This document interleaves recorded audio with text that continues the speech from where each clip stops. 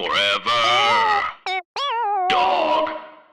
Hey, this is Gabe Gonzalez, and I host the brand new podcast, Queerty. And this is Alex Berg, and I host the brand new podcast, LGBTQ Nation. Two brand new podcasts made lovingly just for you. On Thursdays, I sit down with the best LGBTQ journalists, activists, and politicians to discuss the most pressing topics in the community. And on Fridays, I end each messy week right by sitting down with the funniest, smartest, and sexiest people in the world to talk pop culture, entertainment, news, and more. LGBTQ Nation and Queerty, politics, and pop culture. On Thursdays, you cry. On Fridays, you laugh. No, it's not all sad. We have some good news on Thursdays. Okay, what am I talking about? These days, you can cry every day of the week. Listen to both shows and get to know everything you need to know. You're already holding your phone, so subscribe to Queerty and LGBTQ Nation today on Apple Podcasts, Spotify, or wherever you get your podcasts. Only on Forever Dog.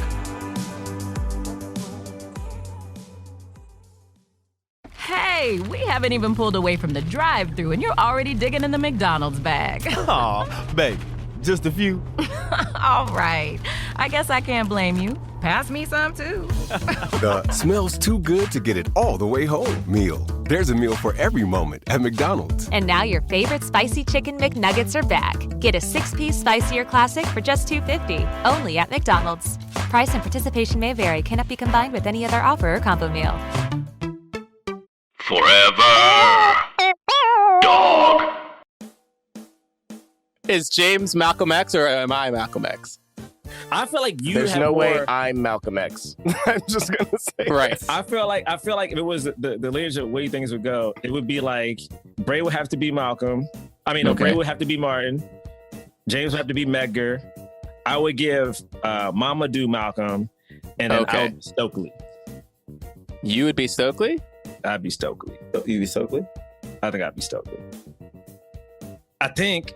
I don't have anything to disagree with. I think Malcolm was not as he was aggressive, but he wasn't what people thought. You know what I mean? I feel like, whereas Stokely, Yeah. I'm Muslim. You could have light work just said that. I could 100%. I believe it because I'm Muslim. Oh man. Wow. Great. And if listeners, this is not even a diss if you don't know, but if you don't know who some of these people are, if you don't know who Medgar Evers is, if you don't know who Stokely Carmichael is, if you don't know who Fred Hampton is, if you don't know who Huey P. Newton is, you need to learn it. Take it. Okay. And not a lot of schools teach this. Seriously, take a second. Figure it out. Yeah. Don't be Judas and the Black Messiah. Bray. Do you feel good about that? Do you feel good? Bray. Damn. Why you wrote both? Why you say the full title, but you're saying don't be Judas and the Black Messiah? It doesn't track. Because the Black Messiah died. Why are you squeak? Melissa, can you please start the show? I don't want you to. No. We're not talking to you no more. Okay? This is what I thought you were going to do, though. And you probably were going to do this if Jerah didn't keep going, but I thought you were going to be like, okay, now which one of us is Judas and the Black Messiah?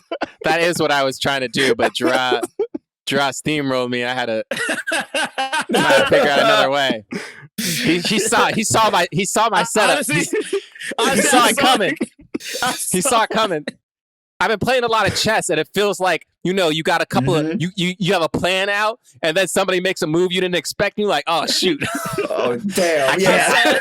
I can't do my plan anymore. I saw it coming. I was ready. Yeah, man. Jerah betrayed me like Judas and the Black Messiah. Wow. And again, you roped them both in. No, that's perfect. That's perfect. No, it's not. Bray, I believe in you. I believe you. He betrayed you like Judas did the Black Messiah. Okay, see, it's all in. Okay. No. It's semantics. No. He would have said like how Judas. It hit your ear. I understand. I'm not talking. In this context, I'm the Black Messiah, and Jerah betrayed me like Judas. No, that is not. Please, I am talking to Melissa now. Okay? Melissa, can we just please start the show? Because these hooligans. Jerah is talking to Melissa. Judas and the Black Messiah. So is she the Black Messiah? Yeah. All right, well, I'll take that. Okay, I'm okay with that. I know it's not up to me, but yeah. All right, let's start. Everyone at home, you know, Melissa's a black woman, so like, yeah, this makes sense. Let's start the show. They saving us. Jonathan Braylock, James III, Jerah Milligan. What more can I say? You know what it is. Black men can jump.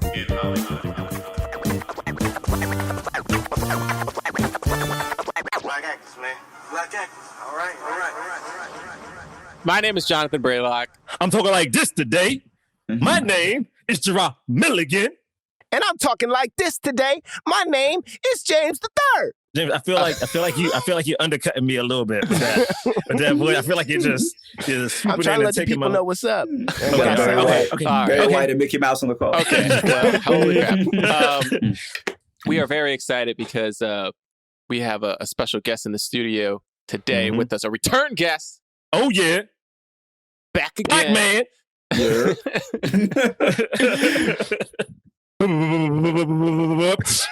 Okay. Like riding the bike, baby.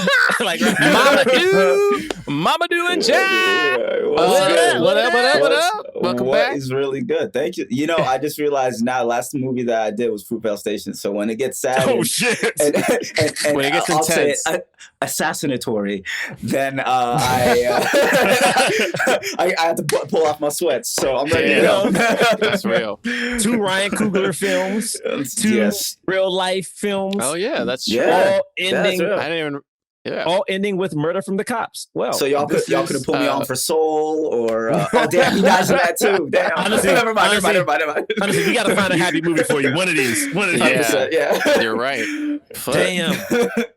Damn, bro. Yeah, for those of you who don't know, by the way, we are a film review podcast. We review films of leading black actors and talk about them in the context of race and diversity in Hollywood. Okay? And today, we are reviewing Judas and the Black Messiah. There's so much here. Let's just dive in. We are reviewing this before it is officially released in theaters. So, and this is another HBO Max movie, right? It's going to come out on HBO Max and premiere in theaters. So, but you know, what are movie theaters? Yeah.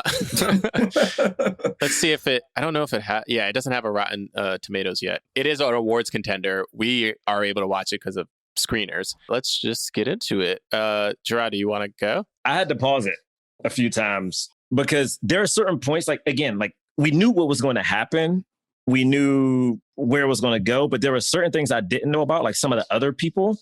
I'm going to say I liked this aspect of it, but I don't like what happens, which is when they show some of the other members of the Black Panther Party, like how they ended up, like when you see Sean Astin's character, like the cops go in and just start harassing old guys in like a deli. Sean Astin goes in, the cop pulls out the gun, he pulls out his, you know what I mean? And then we see that the cops do kill him eventually. We see what happens to, what's my man's name from New Edition? Algie Smith.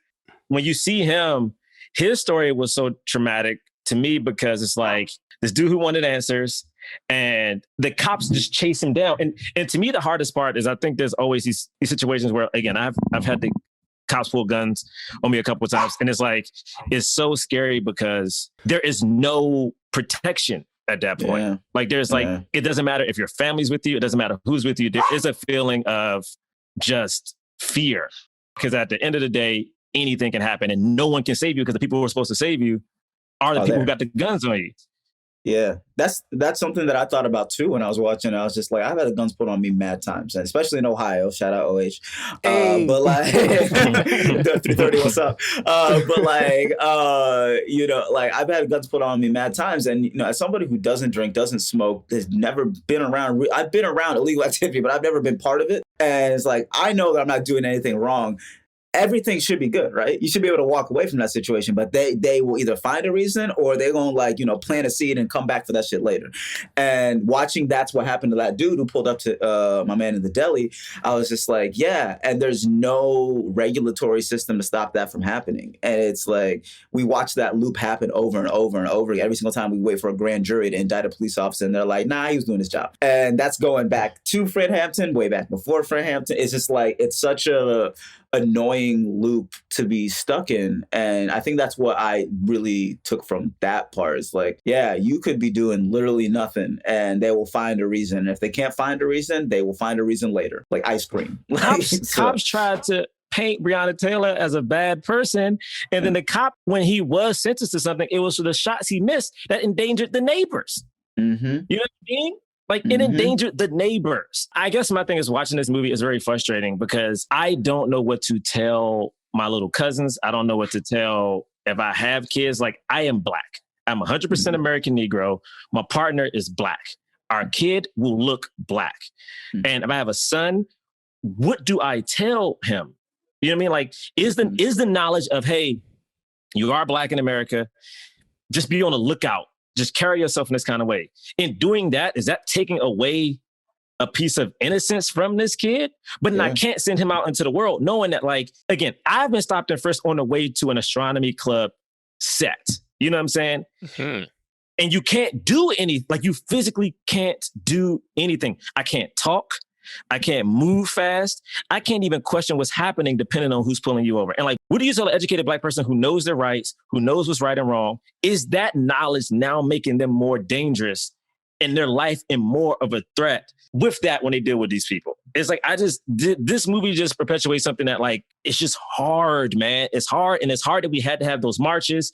It is hard to look at, like, now Nike, everybody wants to talk about supporting Black lives, where I'm like, you profit off of this shit for real. Like, I get that.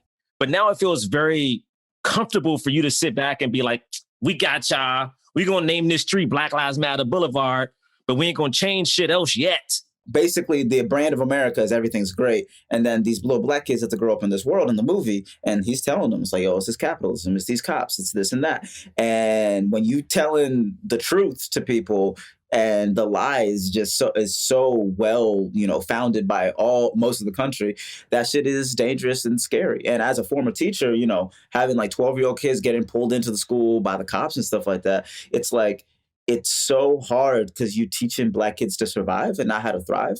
Like, you literally saying, hey, yo, like, just be careful around the cops. Yo, don't walk it, like, don't be this loud. Like, hey, when you going home, walk each other home. And if somebody needs a ride, like, do that. Like, that is the scariest part. And that's what precludes me from, if I ever am going to have kids. I think about it a lot because we gender that question, like asking women if they're going to have kids. But as a dude, I'm like, man, I'm terrified too, because Black people are in this like very abusive relationship with America, but this is the best fish in the sea, apparently. So it's like, where's no other place to go?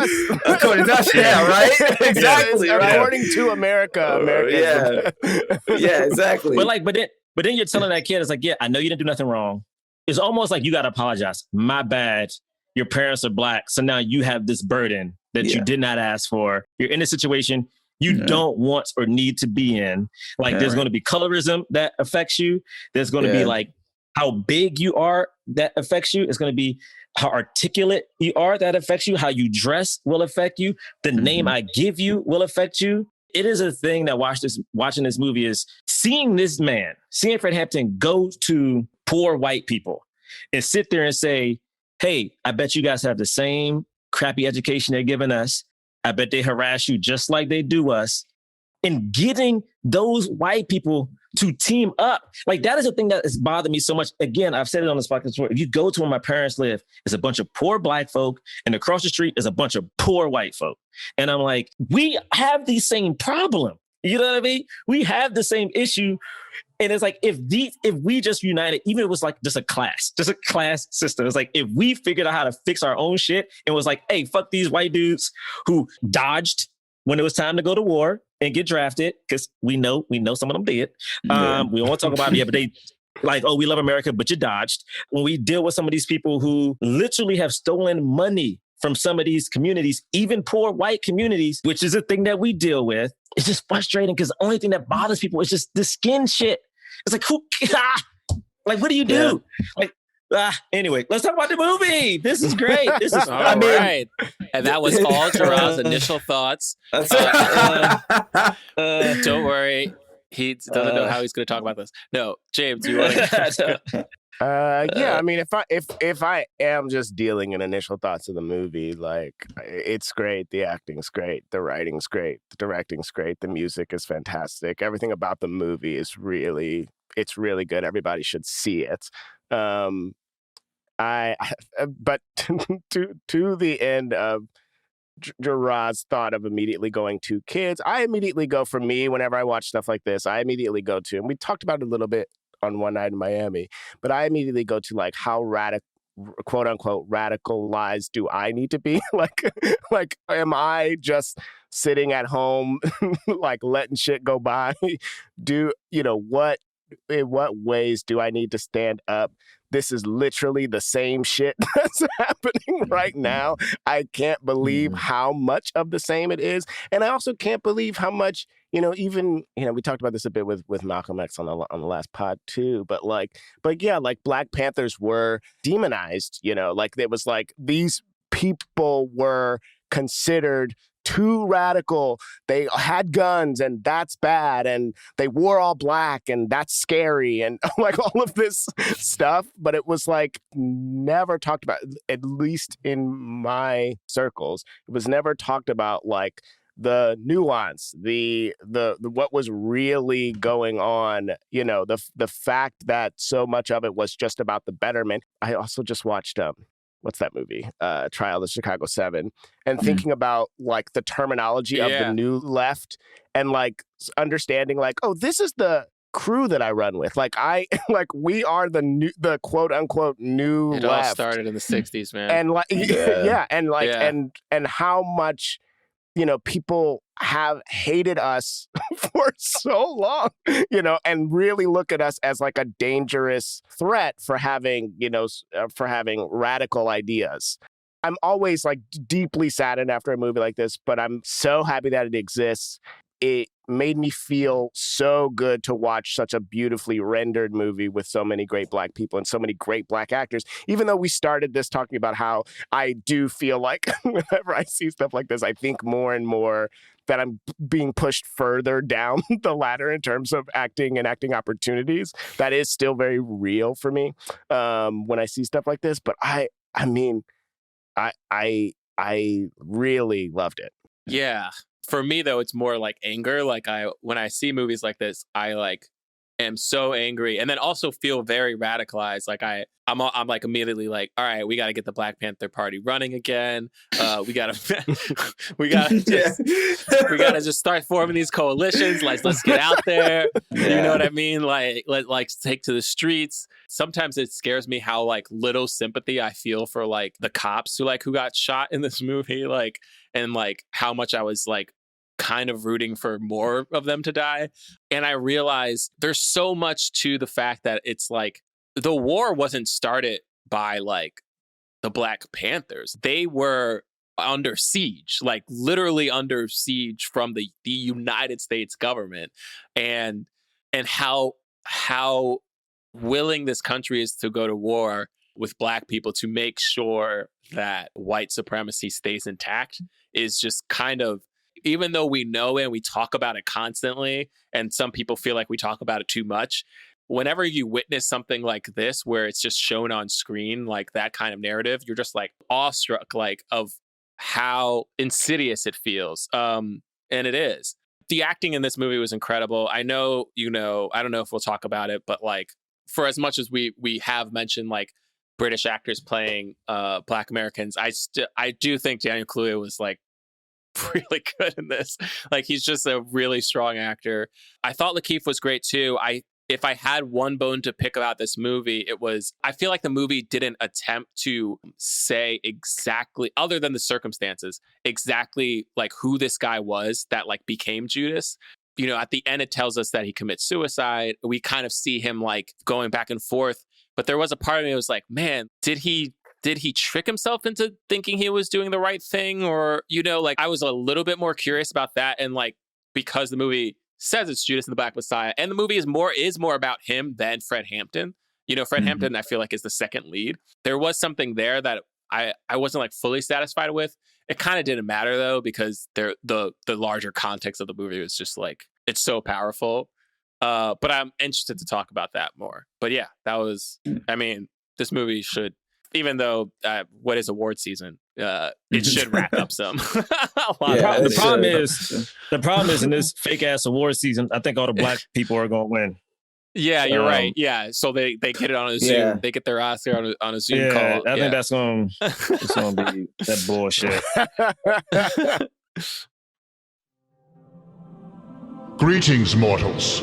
I am the Lord thy God, King of the universe, creator of space. We don't need the vocal effects. Can we use that? But my actual voice is fine. Okay, great.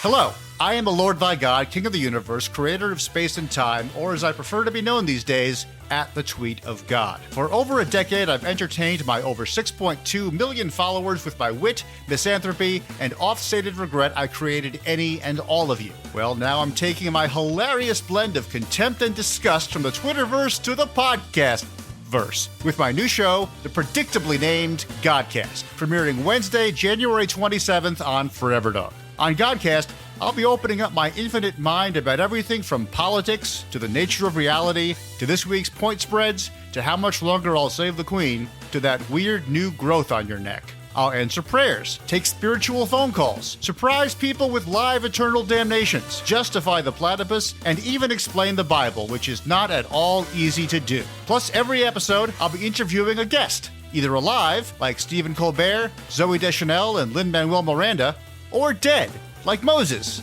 Amelia Earhart, and Lizzie Borden. Joining me for it all will be my adorable sidekick, the 18 to 34 demo appealing Joan of Arc. Hi, God. Hi, Joan. You excited for the show? Sure am. Hey, could you put me out now? Not now, maybe soon. Sounds great. New episodes of Godcast will premiere every Wednesday, so be sure to subscribe on Apple Podcasts, Spotify, or wherever you listen to podcasts. Or you can, and will, go to hell. Godcast, from the creator of At the Tweet of God, and everything else.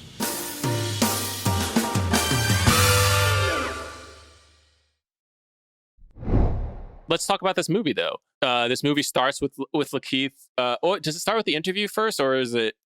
It starts with the interview. It's the interview snippet, which is the only thing about the movie I don't think we needed. I understand why they did it once we got to the end, but I was like, yeah, we didn't need this interview to slice it up. But for me, I think it's connected to the one tiny problem that I had with the movie, which is specifically exactly who this character is. But I feel like the interview was like trying to do some of that work. Maybe you guys, it did something for you guys, but it was more just like, okay, we're going to see the real person before we see Lakeith. So I'm already, I guess it was Lakeith playing him in the interview. Lakeith playing him the whole time until the last. And I thought it was, you're right, Jerah. I thought it was going to be more of a thing, but I don't know if it was. It's only three times. I think it's two with Lakeith and then one with the real person. With the real guy. Is how it goes down. Right. Mm-hmm. With the real guy. I mean, this opening scene was interesting because it tells you like this movie is about not Fred Hampton per se, like is really about William, Wild Bill, if you will. And honestly, the best thing about this scene isn't his interaction with the other Black people, but Rachel kept bringing up one line he said, which I think is super important. When the white dude, Jesse Clemens, bad Matt Damon, is like, why'd you use the badge? And he's like, there's nothing scarier than this. Any nigga can get a gun. But with this badge, it feels like you got a whole army behind you. And I'm like, that is the fear to me. Like, that is the thing. It's like, I can't just address you because if anything happens to you, the country is coming after me. You know what I mean? Yeah. I also loved in this scene where they were just like, yeah, he didn't get any medical attention. They just let him bleed on the floor of this interrogation room. Like, oh my goodness. Why would they care? Yeah, they just openly let him bleed, and they were just openly racist to him, around him. And then when all the white people in the room, they were just so openly racist to each other. And that is the thing that a lot of Black people know is what's going on. But you can't point to it. And that's the thing. It's like J. Edgar Hoover is not gonna come out and put himself on Front Street and be like, I am a racist. But behind closed doors, he's like, all right, y'all. So you know how we all racist here? Let's do some racism. And they were all like, yeah, and they did it. So it was nice. Yeah. I was just gonna ask you, Jerah, did you see the movie J. Edgar? Because I never saw that movie. I did. So the thing about him that I don't like is they talk about like, him, like his upbringing, like, the struggles and stuff he overcame and, him establishing the FBI and how important it is. And it's like, this dude worked, hard and he did this thing and this thing became like a staple of America. And it did so well for America. But again, they gloss over all the stuff that organization has it's like, done. I'm sure Trump did 7 good things. But if you make a movie and it's only the 7 good things that Trump did, I'm mad at you. Well, I guess that was my question was, did they not ever show how evil that dude became? No. I think I want to watch it again. They do bring up Martin Luther King, but it's not like, let's tap the phones, find me women he's cheated with. They didn't talk about how he terrorized them, dude. Like no. But that's like history books, right? Like that's what a history book is. It's white people telling the story from their perspective and skating over all the genocide and the racisms and the historical disenfranchisement and then the laws that are like that have to be done to repeal other laws. They always skate over that. They talk about MLK like, oh, this great man, and he tragically died, and they're never talking about like, hey, we were all alive and also we all hated him and yeah, they skip over all that. And it was the government's definitely involved with this, and it's like, no, it's just some random dude. Anyway, one man killed MLK. Sure. Sure. Like the one thing I did like about this movie is in that scene when we have Martin Sheen, who I love that he played J. Edgar. You took the white dude so known for playing like the TV president that everyone loves and made him one of the worst people to ever exist in the history of America. I said history of America because he's trash. Just want to keep reiterating how trash of a person he is. So when he talks about all the people, he literally goes through a list of all the African-American leaders he has fucked over. He goes through the photos, he goes through the pictures. He's like, oh man, look at it. Must have been real cold in that courthouse. It's like he goes through the thing. And I think the nuance about this movie. What a great scene. And that's what I'm saying. I loved that scene. Yeah. But I think that comes from sometimes we're like, oh, what is the difference when a black person directs a movie about like a black, something historical? This movie does not shy away from who the villains are. And at one point, I thought they were going to humanize evil Matt Damon. And they quickly was like, no. He's still trash too. And I was like, you thought he was good. Fuck him. So that was cool. That was important. For me in this movie, but he went the other way. They were like, I actually love that they did that. They were basically like, he had an opportunity. He knew it wasn't like his world was cracked a little bit, and instead he just decided to double down. He doubled down. Yeah. He doubled down. And that's the game here, right? Like, right. I think that like for a revolution to work, everyone has to have the same buy-in. They want to have to do it. And clearly Bill was like, he came into the game as like this very individualistic, I'm gonna like steal cars and boost them and flip them type dude. And then over time he battled with that, but then also showing like Jesse Plemons' character doing that too, being like, oh, I think what I'm doing is good. Because I think that there's this like toxic romantic relationship with like the American dream in America that a lot of white Americans got, even to this day. And I think that he even was just like, I got my nice house. I'm just doing what my boss tells me to do. And then when his back against the wall, the way he was putting Bill's back against the wall, they both made the same decision, is to kill Fred Hampton because their livelihoods were on the line. And that was the only reason that Bill went back to him is that it's like, yo, we gonna clap you if you don't do what we tell you to do. And he's like, wow, that's an easy decision. I'm trying to be alive. Let me go clap Fred Hampton. And even though he struggled with it, it was still nah, you did it. Wasn't a struggle. Barely. But think about the thing that scared him. It was, what do you do when your daughter brings home a Negro? Like that. Yeah. That's was the thing that shook this white dude. Yeah, bro. What happens if your daughter brings home a black guy? Not a criminal. Just a black dude. Oh, that scene specifically with Jesse Plemons as the FBI agent with J. Edgar Hoover. And he's kind of like, and what's basically been told is there was another scene where Lakeith was like, yo, they're going to kill me. They talked about how there was this informant and they like tortured him, and then they drowned him in the river, you know. And he was like, see, man, you thought Black Panthers were all about feeding kids, but they're terrorists, you know. They're the they're the KKK, just the opposite side, you know. And a lot of people still believe that to this day. And then he finds out from J. Edgar Hoover that the person who said that they killed the informant was the real informant. He was the FBI agent. That the whole time I was watching this scene, I was like, my man, you are telling him how he can get rid of you. And then come to find out that was just how they were getting rid of people. That was how the FBI was turning a blind eye to FBI informants getting rid of people. I couldn't believe it. But then just so y'all know, like that case, this is a name for it. The New Haven Black Panther trials became such a big deal because they basically took all those Black Panthers to court and like imprisoned them from this thing that they had an informant. It's so twisted. It's so twisted. I mean, you heard the plan. The plan was like, we gonna make this dude go from Black Panther Haven to Black Panther Haven to make it look like they are harboring a fugitive. And when they are harboring this fugitive, then we're gonna be like, oh, okay, that's why we can pull you in. It doesn't have to be ice cream. Ice cream gives you 5 years. Harboring fugitive gives you life, if not the death sentence. So like, it was this game. And like, that's the ugly part that like, I think that once we got to that scene where it's just like, would your daughter bring home a Negro? Like, most people in this country are okay with all these things that are considered non-cis white heteropatriarchal. They were like, hey, yo, it's okay. You be gay, but do that over there. Like, it's never in there. Yeah. Like, he made it personal. The fact that he couldn't even answer that question revealed so much. Being like, yo, you think you're a good person until your back is against the wall. And then you're like, I really don't think these niggas is people. 3/5, why not 2? Like, that's why, that's why that shit was so. But isn't that the crazy part, though? It's like, he's supposed to be a good person, but also to an extent, J. Edgar Hoover is supposed to be here to take care of all Americans. You know what I mean? And so the fact that this dude can't answer the question about, he's so taken back by like, what happens if his white daughter brings home a black dude? It's like, oh, that changes everything. It's like, no. Yeah. If you are an FBI agent charged with protecting Americans, what does it matter?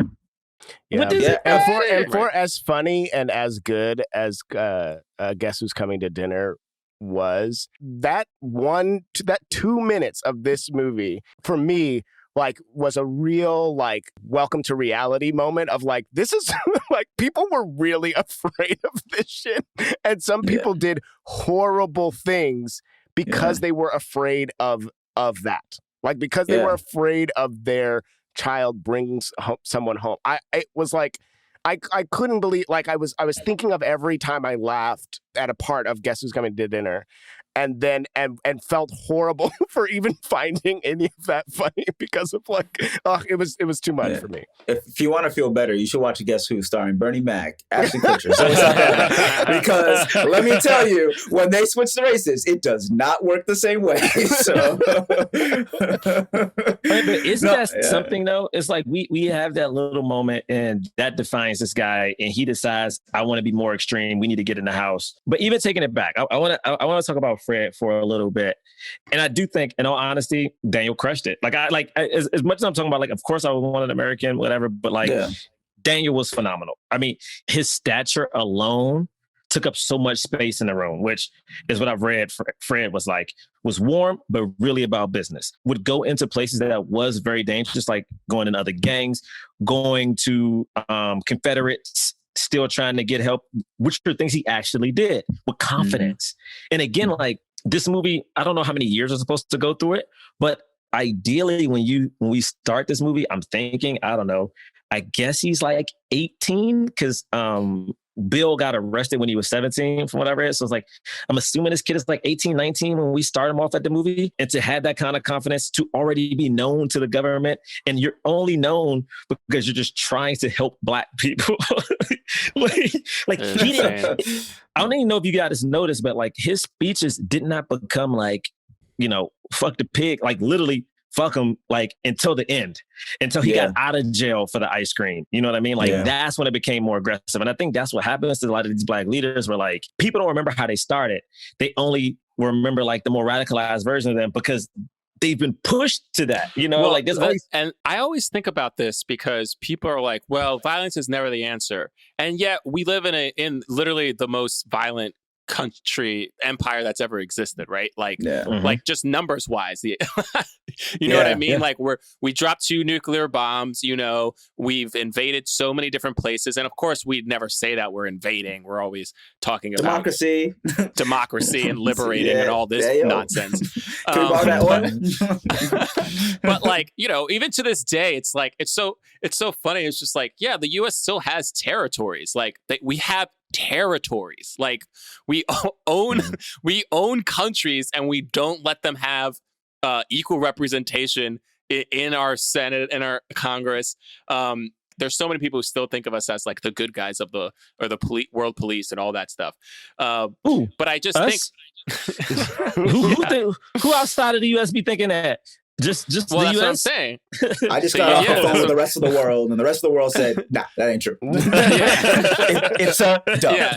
That's like but it's funny because like people will always justify that. You know, they'll always justify murder and violence and war, and to this day we still justify dropping the nuclear bomb and all this stuff. It's like, okay, so if you're willing to justify mass murder on like such a huge scale, how can you possibly not understand a community? And it's never even the whole community. It's always just like 1 or 2 people who at the end of the day, from watching their friends and loved ones get murdered on the street with zero consequence, just the economic stranglehold that's being placed on everyone that they know, everyone around them, just constant discrimination, constant racism. And then one of them, when a cop is like beating them up, is like, I'm gonna kill this cop. And then you're like, well, see, but violence is never the answer. It's like, it's such hypocrisy on such a huge level, but nobody ever thinks about it like that because we're being fed the narrative of cops are the good guys, you know, black people are the bad guys. And that's just what it is. Bray, my theory is that people do think about it like that, but they do what bad Matt Damon does in this movie. They hear it and they make a decision about how they feel about it. When I think about, for instance, the people who raided the Black Panther here, the people from the cops in the 80s that bombed that apartment building in Philadelphia, they still are alive. Their families still are alive. And I think they can easily justify it because, 1, they don't have to deal with it.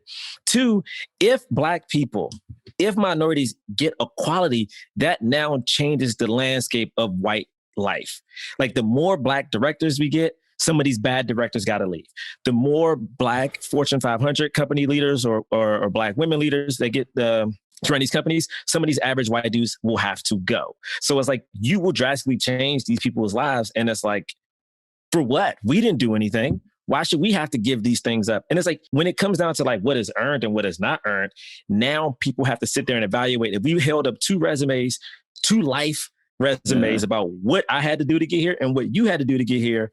If you look at this person and they're like, well, I worked really hard, but then you hold up mine, it's like, well, shit, does it just because you did it? What is that? Now you're changing people. And now I don't think people want to live with that reality. I met this, literally, I was talking to a friend who was joking about bringing a Black dude home or something like that. And I was like, this shit ain't, you know what I'm saying? Like, that shit ain't funny to me. Like, I don't find it funny. But then she went into the defense mode of her parents.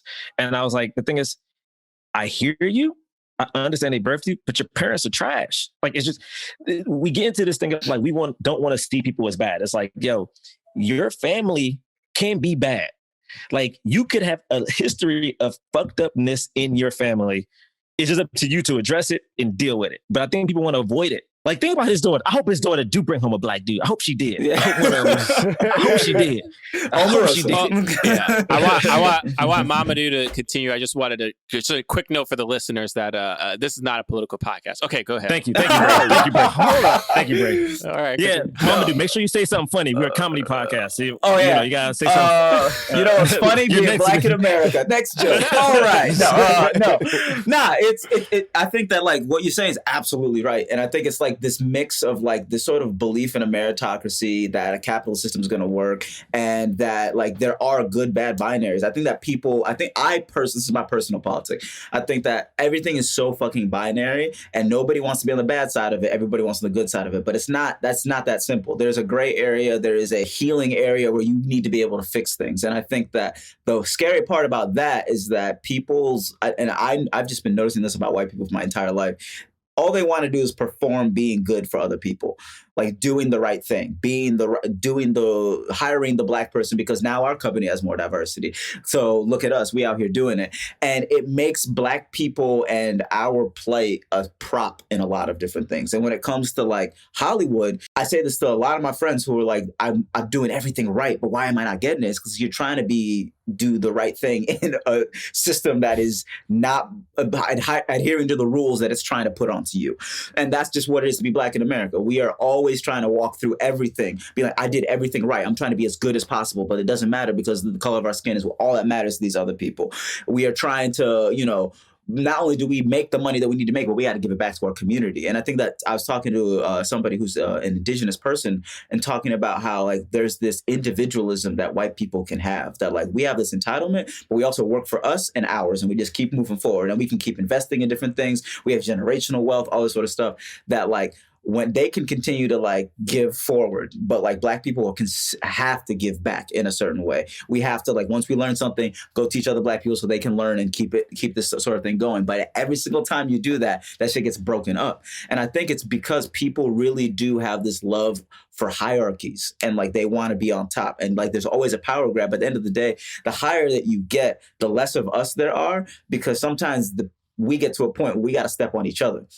And then rather than talk about like how like there's this myth of scarcity, that there's not enough jobs, not enough roles, not enough people in Hollywood to do that sort of job, not even hunting for the right, like people, we're looking for a Haitian person. You got someone from St. Lucia. That's not what we're looking for. Like that sort of stuff is like, it's because all of these myths that people continue to believe are, they go through this Hollywood matrix, and it's the biggest spread of, Western culture, especially American culture, to the rest of the world. And it's still catering to a white gaze. The fact that we got movies where Black cops getting clapped left and cops being clapped by Black people left and right is insane, because this country has go Google cop shows right now. You got 300 of them running at any single time because people really do believe that they are heroes. And it's not just because they're in their communities doing heroic things, but it's because you watch a TV show about a cop who's out here like taking down an illegal drug ring. But who they always taking down? Black people, Puerto Ricans, sometimes some white people if it's meth. But otherwise, it's always people who look like us. And that is a machine that needs to be interrupted.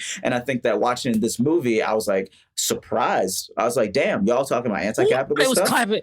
They were clapping cops left and right. And I was like, damn. I was like, y'all really? And also, Mamoudou, if I'm hearing you correctly, you're saying that when I watch a movie like this and I see all these other Black actors out here winning, I shouldn't feel like because they're winning, I can't win myself. Like I should actually feel like this should be a symbol of something that I can continue to aspire to, and I can like go out on my own and go to my auditions and maybe even write my own stuff that I could be in. And it doesn't mean that, there's only these 12 Black actors that I'm looking at in this movie. There can be 13 or 14 or even more than that. Is that what you're saying? I would say 17 tops, but like, yeah, that's basically what I'm trying to say. Right. Yeah. Thank you, brother. Yeah. You think 17? Yeah, I would go with either. I would say maybe 16. I don't know. But I will say I hate this. I didn't like that people were dying, but I did like that any time a Black person picked up a gun to aim it at a police officer, bullets, and like not bullets, but guns were already trained on them. Like even when we go to the building and Judy's there is no way they're making out of this. Like they're just not. Like the cops are literally harassing old people walking down the street. Calling them, you know what I mean? Like, shit. You know what I'm saying? Like it's already foregone. Yeah. Like when Algie's character. Sorry, I want to actually give people names except for Evil Matt Damon because they respect Jake Winters. Yes. Yeah, when he actually, first off, he murks people in that show. Like in that scene, he just whew. So he was like, I'm over this. They're gonna take me out anyway. So if I'm gonna go down, I'm gonna take a couple with them with me. That's basically what he did. And I love us seeing him decide to stop running. I really liked that. Like I did too. That's obviously that's just the writer being like, let's make it a conscious decision. And I thought that scene was great. I really enjoyed that. Yeah, it was intense. And this is the thing. One of the reasons we do this podcast, and we kind of knew when we started, but I feel like we've learned so much by doing it, is, and it's just proven to be more and more true,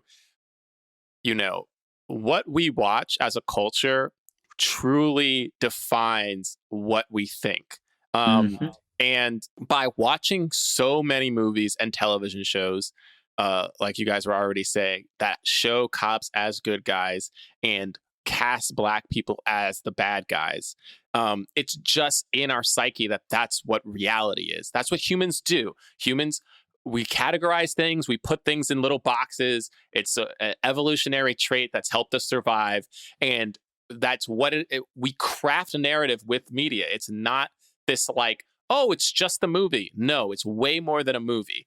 When you see a movie like this where it flips it, and instead of being on the side of the cop and fearing for the cop's life and thinking about like all these Black people as the bad guys, and these cops have to go into these dangerous places with these dangerous Black people who could kill them, and seeing the reverse and seeing the harassment that's happened, the blatant harassment, like the fact that they're targeting these Black people and then using little tiny things as excuses to go in there with a bunch of guns and knowingly wanting to shoot them down, and seeing Black people just try to defend themselves, it really changes your mind. And I honestly hope that there are a bunch of people who saw this movie and were completely disturbed by it or angry and were like, you're showing cops as bad. How can you show these? Why are you showing it like all cops are bad and this and that? I really hope people feel that and feel that anger, because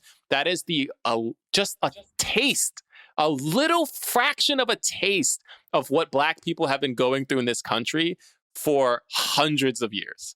It's just a taste. So you honestly feel that raw emotion inside of you, and then you start to maybe get a glimpse of what it feels like. Because I know people are going to watch this movie and go, this movie it's way too bad. I can't wait for right-wing Twitter to freak out over this movie, because it's just what it is. You know what I mean? Yeah. There's such a privilege to being able to watch a movie to learn about people's oppression rather than live it. And I think that if you get even like an inkling of what's going on here, I'm hoping that like pushes you in the right direction. But in my experience with white people, this might sound very, very, very, very cynical. They'll be like, oh, have you guys seen Judas and the Black Messiah? It's such an important movie, but they won't change. There's an internal change that needs to happen. There needs to be a radicalization. Like, we're watching it, be like, yo, are we, like, I don't ask this question. Am I revolutionary? I'm out here trying to write jokes, stuff like that. Am I, like, I had to ask myself that, but like white people will be like, I watched that movie, I'm revolutionary. It depends on the person's personality. Well, I watched that movie last night. While watching that movie, I was like, am I doing enough? Yeah. You know what I mean? I literally thought about I was like, is enough? Like, and then I started going through every single thing I've ever done. I was like, man, but that wasn't it. Like, it's got to be more. But then I also thought about, are you willing to sacrifice like everything? Because I feel like when I think about, our Black leaders, a lot of them end up either flee the country, which, they weren't afraid to do. And it's like, are you willing to like sacrifice everything, and then probably be villainized for it? You know what I mean? Like, I don't know, man. Like, even like Mamoudou, like what you're saying, when this movie comes out, Fox News, right wing, America One News, all like the papers, right? They're all going to say some wild stuff about this movie. Yeah. Deny it. I remember like, remember the anger that other president had just over a New York Times podcast. You know what I mean? Like the anger they had over a podcast that told history accurately. I'm like, I don't, but I'm not sure, in all honesty, like what will change anything. Like, again, like I think I'm getting to a point of this podcast. Like, I think about people who marched. I think about people who marched last summer, people who marched in the 70s. Again, this went down in 1969. Some things have changed. Sure. 1981, I believe, is when the police bombed Philadelphia. Mm-hmm.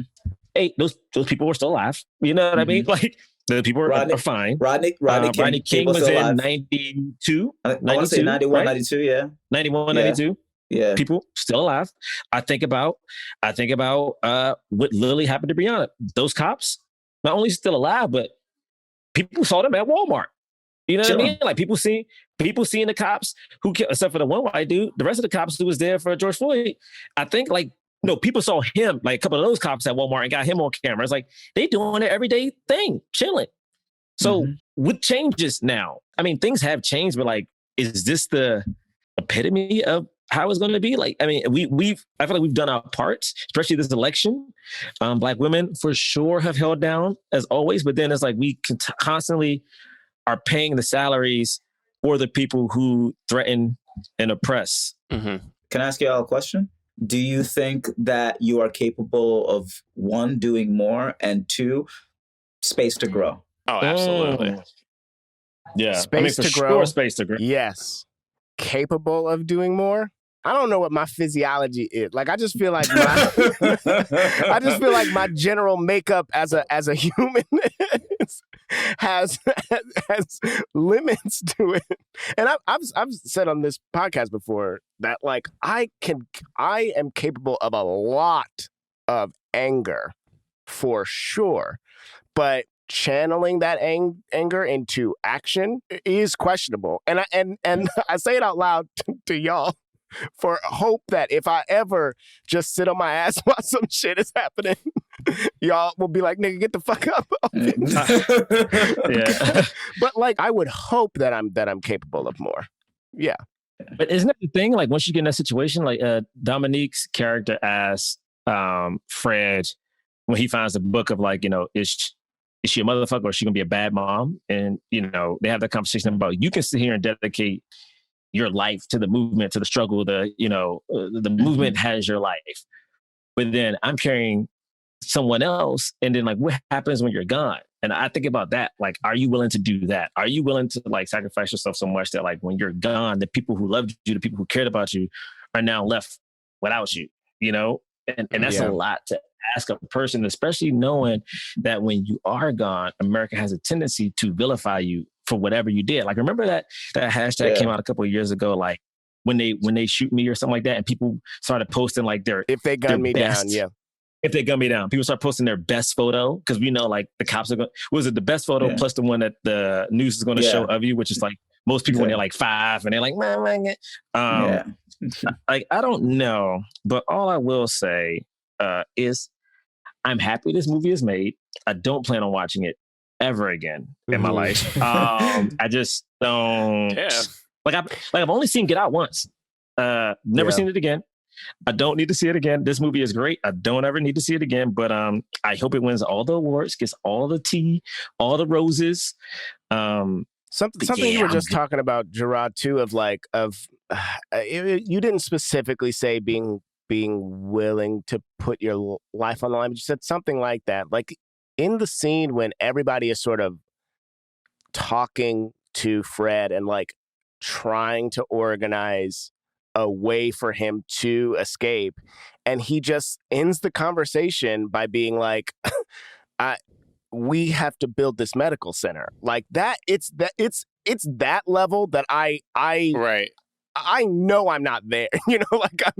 I know that I'm not in that place, and that would be obvious by everything I've ever done in my life, right? But that to have had that, and granted, everyone is sort of talking about it everyone in that room. It sort of feels no, your back's against the wall. They're going to kill you. He keeps talking about it from a standpoint of the sentence, the jail sentence of I'm only going to be in jail for a couple of years. He keeps outwardly talking about that, and the movie doesn't go too far into whether or not he had any fear of death, or whether or not he actually thought that the next step was death, even though they clearly killed.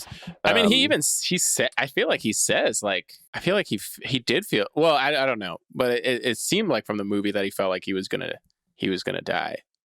I mean, there's something definitely to be talked about too. Of like, I always look at it like this because, when we watched the movie, Tessa was like, "Man, it's so sad. We lost so many leaders. Like, what could have been, right?" And there is a little bit of a sense. You can feel a sense of like, man, did we? I mean, we talk about this a lot of like so little, feeling like so little has changed.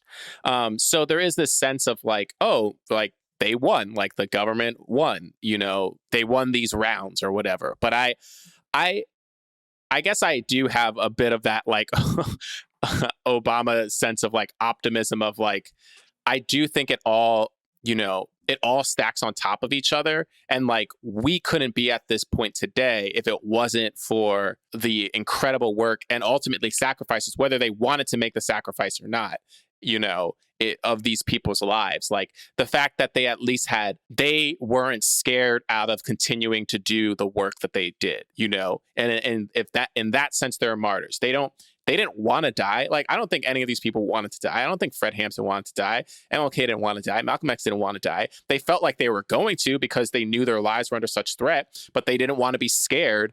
They didn't want the fear of death to stop them from doing the important work. Sadly, we got the momentum was like stopped, and a lot of like little things which we could argue about, like won't do it on this podcast, of like, there was more like smaller cultural things that were happening, but like the actual deeper political, structures weren't really being taken down whatsoever.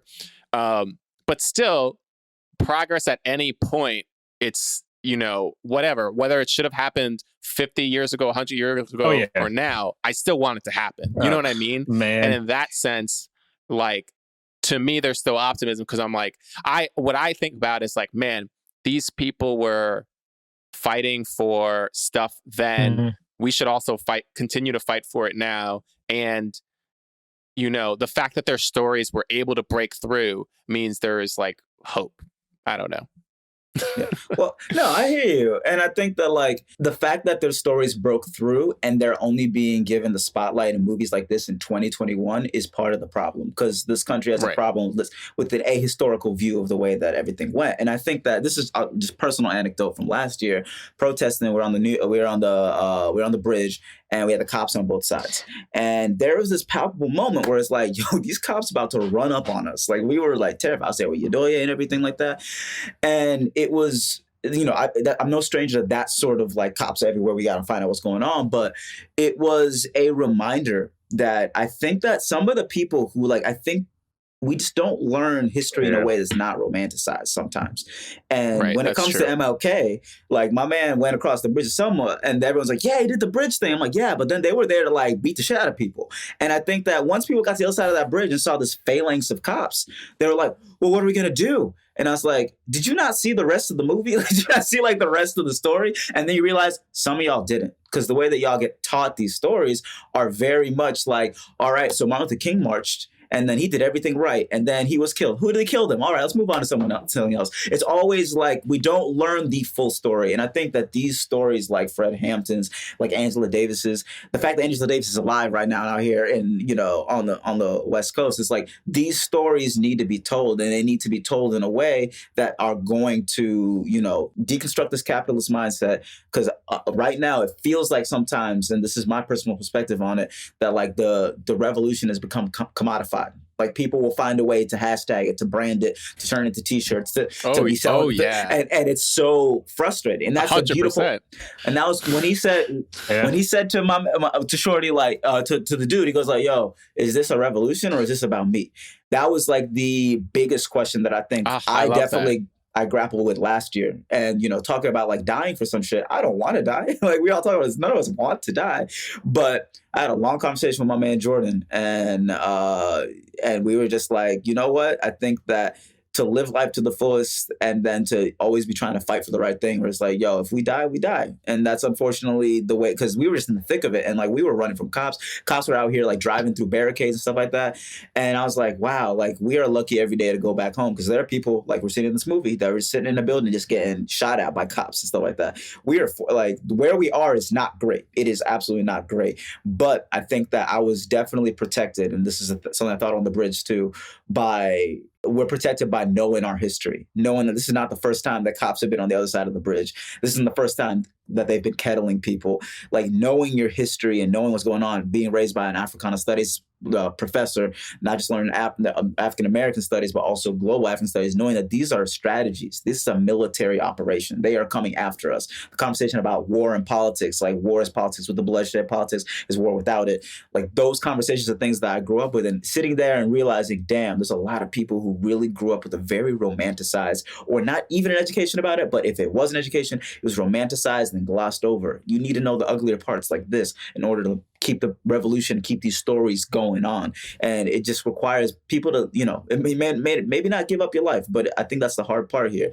Giving up what scarce resources that we as Black people have right now to serve a greater Black narrative and to push us all forward, and to realize you are in history every day of your life. When you're having that conversation with some, company about representation of Black people, like that is part of the fight. It's maybe it's not everything. I think it's important that every piece of this goes in the right direction. But I think that, watching this movie, I was like, damn, my man really made me ask some questions about myself, and then to like remember, and this is something I learned and forgot and then relearned again, that he was 21 and he was just so full-bodied view of history.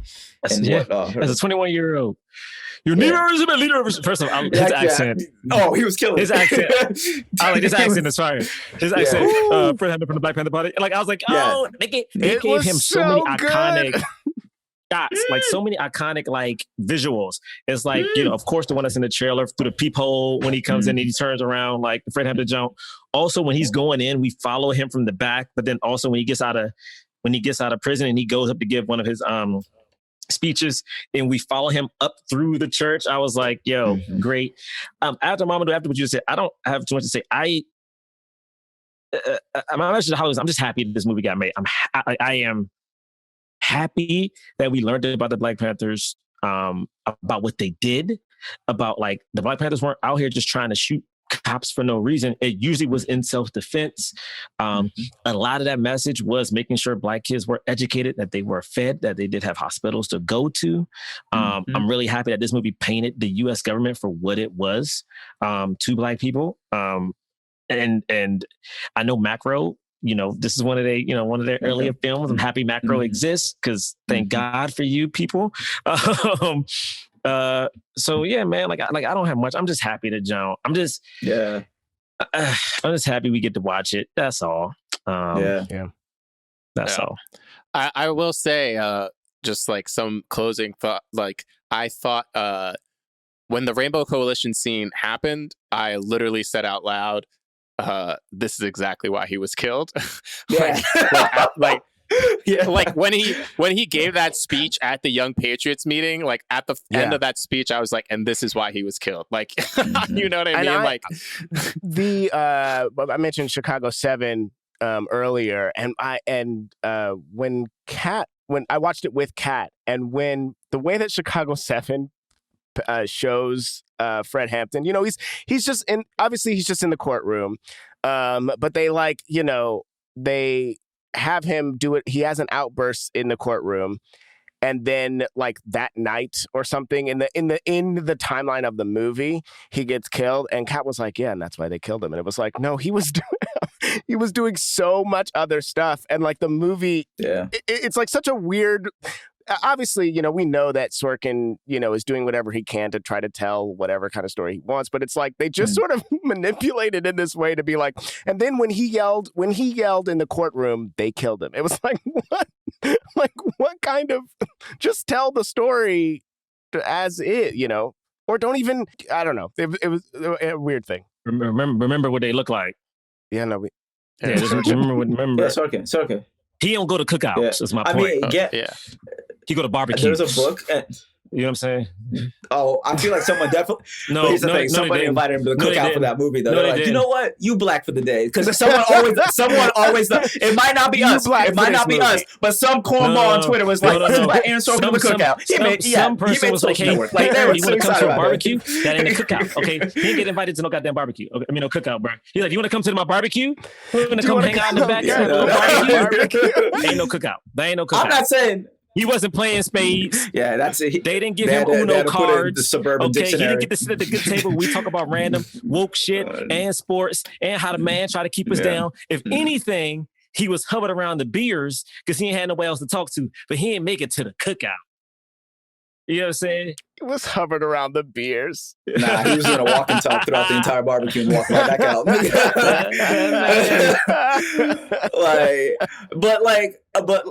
But that's the thing. It's like there's a book, and I really hope y'all read it. And this is the Reading Rainbow moment. It's my audition for the next LeVar Burton. But y'all should read Horrible White People. It's a book about TV representation of horrible white people. You should read the book. No, because it's not about how white people are horrible.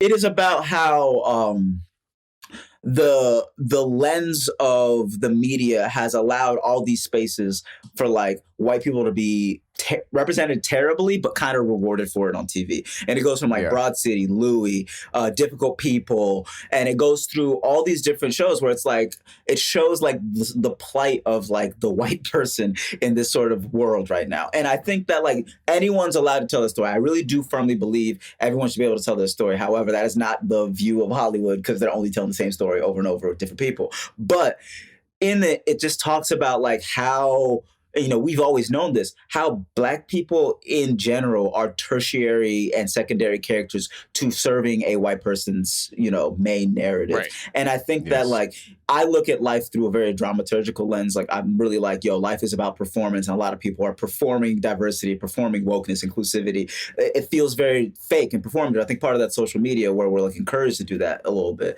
But in watching this, it's like, movies like this are hopefully pushing the needle back in another direction where we can tell the story from our own perspective. Because if some white director got this movie and got to make it, then J. Edgar Hoover might have been portrayed as somebody who had some sort of nuance to his take. And that's just not the case here. Like COINTELPRO was a program to go after anyone who had any sort of ties to anything Black and radical and any sort of political shift. And then you see another movie which came out in 2019. I don't know if y'all saw this, but Seberg with Kristen Stewart, where it was COINTELPRO, but she's an actress, and it was COINTELPRO, but it was chasing Kristen Stewart. Anthony Mackie's in it and everything, but it's like, while that story is probably a necessary story to be told, I'm like, I don't care about Joe Steenberg. I care about Dr. King. Like I care about Malcolm X. I care about Fred Hampton. I mean, they did chase her down too. They chased her down too. But also, I think the real thing, Mamoudou, if I'm trying to summarize for people at home, if you take away from anything, even though we're not a political podcast, please never forget J. Edgar Hoover was a trash human being. 100%. So 100%. when you think about the legacy of J. Edgar Hoover,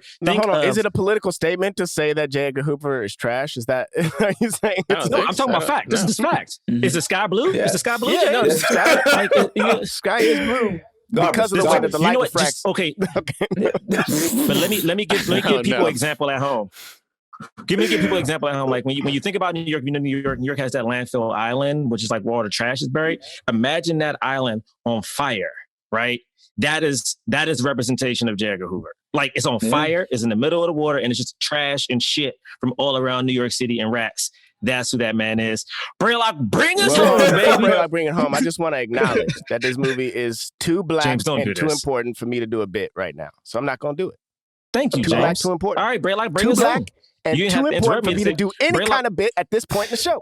Yeah. So I'm not going to do it. You're right. Okay, like I'm not doing a bit. Absolutely right. Braylock, bring us. Braylock, not doing a bit today. Why do you laugh? Okay. Braylock, bring us home. What was the laugh for? Let's end it. No, Braylock, ignore him. End it. Let's end it. He said we can end it. There we go. All right, it's time for the cause. We rate and review films not based on how much we like them, but whether or not they help the cause of more leading Black actors in Hollywood. Okay, let me finish my explanation. If we think this film fully helped the cause of leading Black actors, we give it a black fist. If we think it somewhat helped the cause, we give it a white palm. And if we think it didn't, nah. Okay, if we think it didn't help the cause, we don't give it anything. On the count of three, we're going to do it. 1, 2, 3. Oh my god! I would. Look at that. I wish I had Wish I had a trillion black fists because this movie made me close my laptop and put my head in my hands and really think about my life. It was a good ass movie. I know, man. No, I mean, it really did though. To your point before or your question, Mamoudou, I'm like, I really was like, I gotta do more than this. I mean, you know, not that we haven't done anything, but it's just like, I'm like, man, we really, just because the other thing about it was like, the thing that I did love is like, it showed how much hope Fred Hampton was able to give to people, you know, and not just him, a lot of them, Bobby Seale and, you know, all Huey, like they all were like, this community of activists were really able to not only give back to their community, but give people a sense that they could overcome this like enormous oppression. You know what I mean? Mm-hmm. Like it's really easy for people to just be numb and just feel like we just got to take this L. Like there's nothing we can do about it. And they were like, no, we can. The revolution is here. They can kill a revolutionary, you know, a revolutionary, but they can't kill the revolution. You can kill a revolutionary, but can't kill a revolution. 100%. You can kill a revolutionary, but can't kill a revolution. You know, it's such a yeah. We didn't talk about this at all. I just wanted to make one last comment, which was this had like a Judas commentary, and then at the end of this, we do find out that, you know, like the real person, the Bill killed himself after the documentary had come out.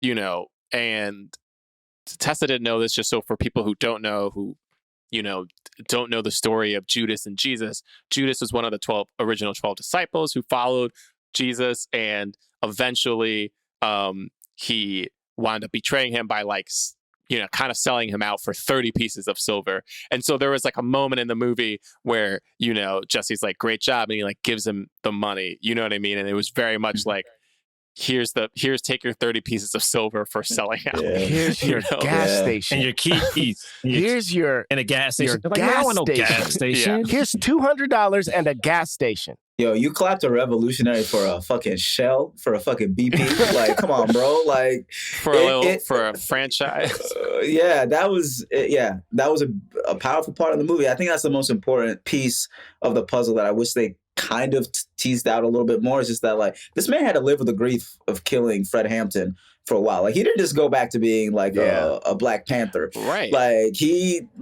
had to live with that. And then the fact of the matter is, like, right after the interview that they put in the movie is when he killed himself. And he pulled up and he was just like, I did what I had to do. And then he killed himself. So it was like same day. It's so wild. And again, it's like you said, this always feels like, because it's in black and white in a lot of pictures, that is so long ago. But this was like, you know, within our parents. He killed himself in 1990. Yeah. This went down 1969. 100%. None of this stuff is old, yo. Yeah. Like, none of this stuff is old. They stay.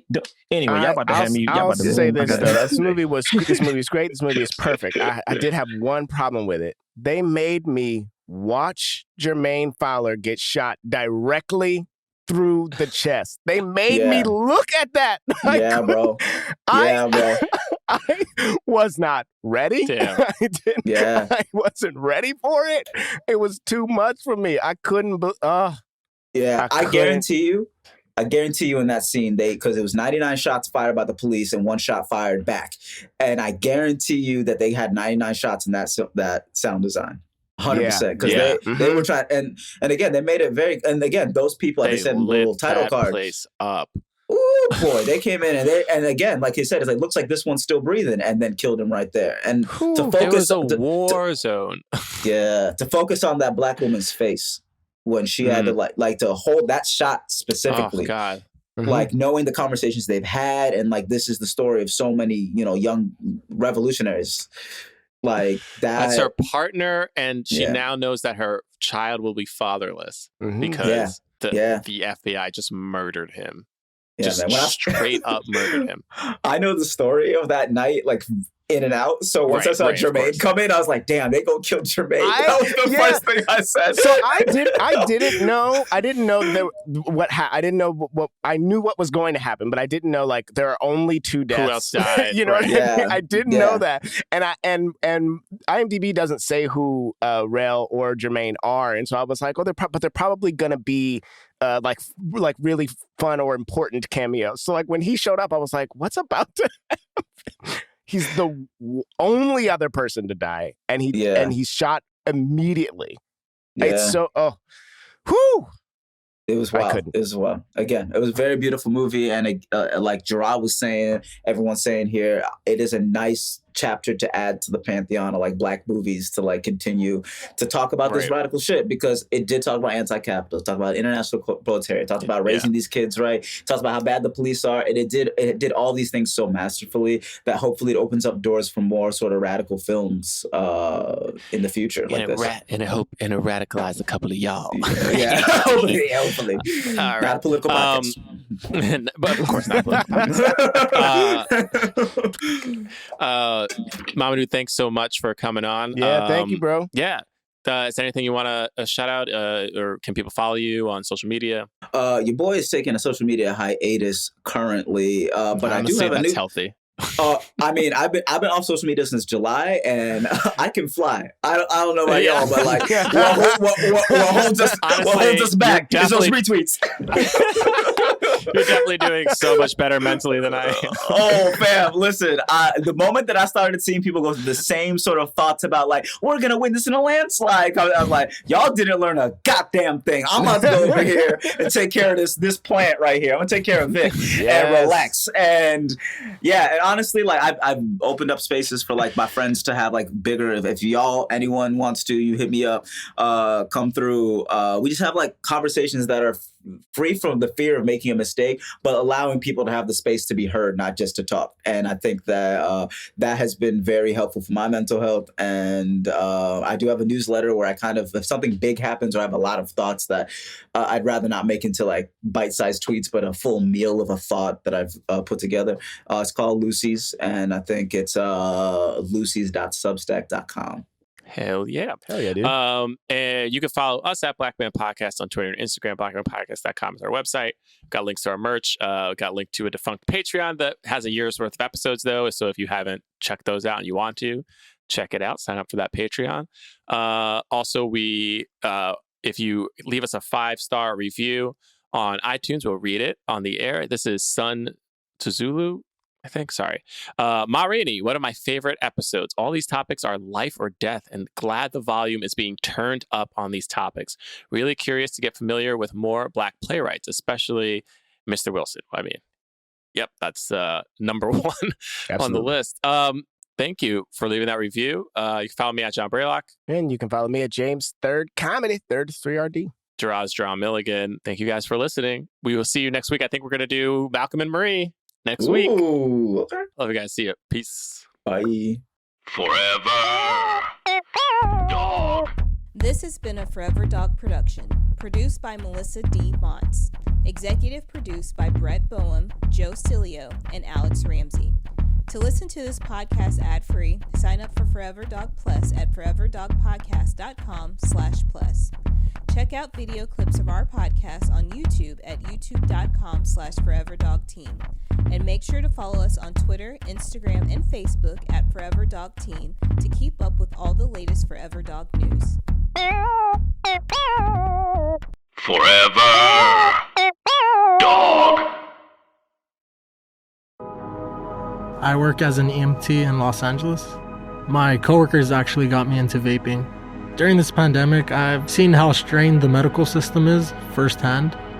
One bed at a hospital is so valuable, and I would not want to be there when it can help out someone else. This is like the time to quit. No matter how many times you've tried, now is the time to quit for good. Call the California Smokers Helpline today at 1-800-NEW-START. 800-NEW-START. 800-NEW-START. 800-NEW-START. 800-NEW-START.